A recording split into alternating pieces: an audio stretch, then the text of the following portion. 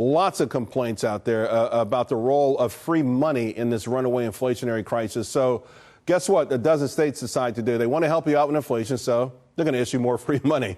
Joining me now, real estate investor, entrepreneur, teacher of macroeconomics, George Gammon. George, California beginning its fight against inflation with more free money this week. How do you think that's going to go? Not well. It's just going to exacerbate the problem, Charles, because as you know, and most of your viewers probably know, the problem with inflation is you have too little supply and too much demand.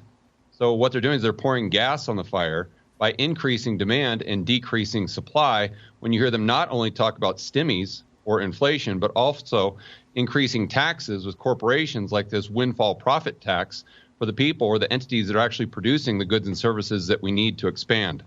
No, it seems really nuts to me. And then on top of it, President Biden has gone back, right? Gasoline up 19 of the last 20 days, but we were down 99 days in a row, which is fantastic. We were up 6 days, and all of a sudden, here comes Biden blaming these ma gas station owners for gasoline going up. You know what's really intriguing to me? Over this entire period, this runaway inflation period, producer prices have been significantly higher than consumer prices, right? The increases. I mean, that's not how you do profiteering, is it? No, because their margins are getting squeezed. And this is in a business where their margins are already razor thin. So it doesn't make any sense. And I think the bigger point here is that at some point in time, you have to look at what the politicians are saying. And you have to ask yourself, are they just stupid or are they actually evil? And I think, or both.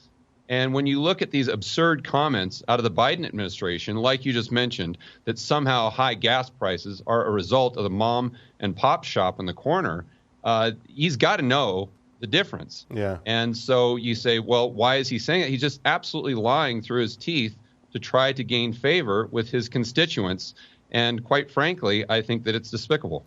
I do, too. I really wish they would draw the line somewhere with this stuff. I really do. So you're a renowned real estate expert, and I got to ask you about the housing boom, which is now going bust. How much further to the downside?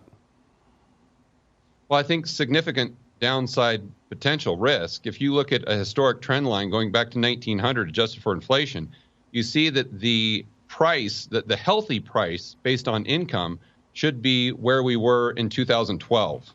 And that's in real terms, not in nominal terms. And if you look at what just happened in the UK, how they had the long end of their yield curve spike higher, we could see the exact same thing happen here in the United States. So if the 10-year spikes even higher than it is already, again, like we saw in the UK, right, and the Fed isn't able to do anything about it because, again, they're hawkish. They're trying to combat inflation. You could see mortgage rates go even higher than they are right now, making housing even more unaffordable, creating a demand, really squashing demand, which would put downward pressure on nominal prices. I got 30 seconds. You doing anything on the equity side? You buying any stocks here? No, I mean, I think the best thing people can do right now, if I had to give them some advice, is just understand that we're going into an age, the golden age of political stupidity.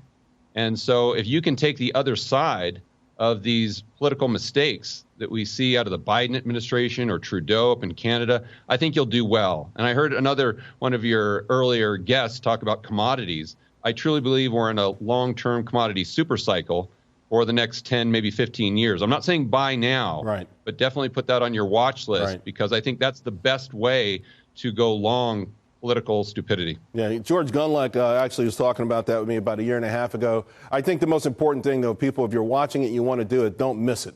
George, thank you so much. Appreciate it.